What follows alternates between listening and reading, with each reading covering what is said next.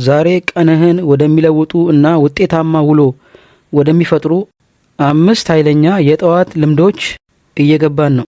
በዓለም ላይ በጣም የተሳካላቸው ሰዎች ከእንቅልፋቸው ከተነሱ በኋላ በመጀመሪያዎቹ ሰዓታት እነዚህን ልምዶች ይተገብራሉ። ልማድ 1 ቀድሞ መነሳት። የማለዳ ጸጥ ያሉ ጊዜያት ስጦታዎች ናቸው።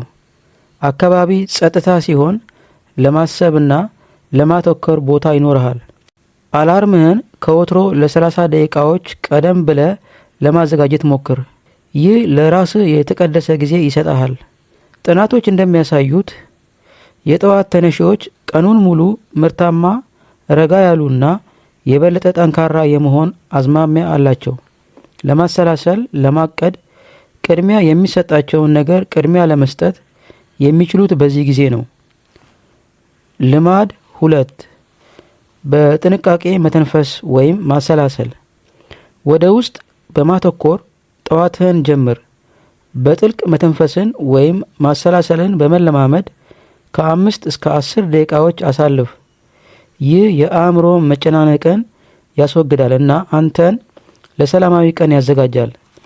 በቀላሉ በምቾት በመቀመጥ ዓይንህን በመዝጋት አተነፋፈስህ ላይ ማተኮር ትችላለህ።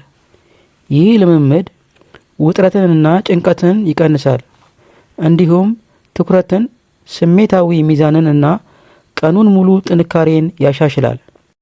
ጠዋትህን የጀመርክበት መንገድ በኋላ ለሚመጣው የቀን ውሎ ማማር ወሳኝ ነው። ልማድ 3 የአካል ብቃት እንቅስቃሴ። የአካል ብቃት እንቅስቃሴ በየቀኑ ጠዋት ለራስህ መስጠት የምትችለው ምርጡ ስጦታዎች አንዱ ነው። የ10 ደቂቃ ስትሬች ወይም የእግር ጉዞ እንኳን ትልቅ ለውጥን ያመጣል። እንቅስቃሴ ሰውነትን ያነቃቃል፣ ሜታቦሊዝምን ይጨምራል፣ ስሜትህን ያሻሽላል እና ቀንህን ሙሉ በሙሉ ከመጀመሩ በፊት የስኬት ስሜት ይሰጥሃል። ልማድ 4 አዲስ ነገር ተማር ወይም ጀምር። በየቀኑ ጠዋት አእምሮውን መግብ። አነቃቂ መጽሐፍትን በማንበብ፣ ፖድካስት በማዳመጥ ወይም አዲስ ሀሳብ በማሰብ ከ10 እስከ 15 ደቂቃዎች አሳልፍ። ይህን የዕለት ተዕለት እንቅስቃሴዎች በማድረግ እውቀትህን ታሰፋለህ እና ስለ ዓለም ያለህን ግንዛቤ ትጨምራለህ። ፈጠራን፣ ጽናትን ትገነባለህ እና ሙሉ ቀንህን ተግባራዊ የምታደርገውን አዲስ ሀሳብ ይሰጣል።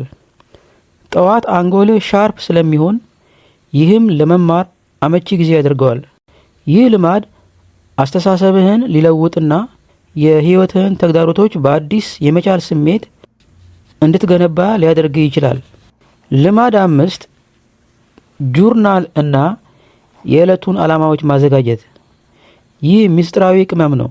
ለ5 ደቂቃ ያህል የምታመሰግንባቸውን 3 ነገሮች፣ ለዕለቱ ቅድሚያ የምትሰጣቸውን 3 ነገሮች ጻፍ። ጆርናል ማድረግ ግልጽነትን ይሰጣል። የተዘበራረቀ የጠዋት አእምሮ ወደ ትኩረት ይለውጣል።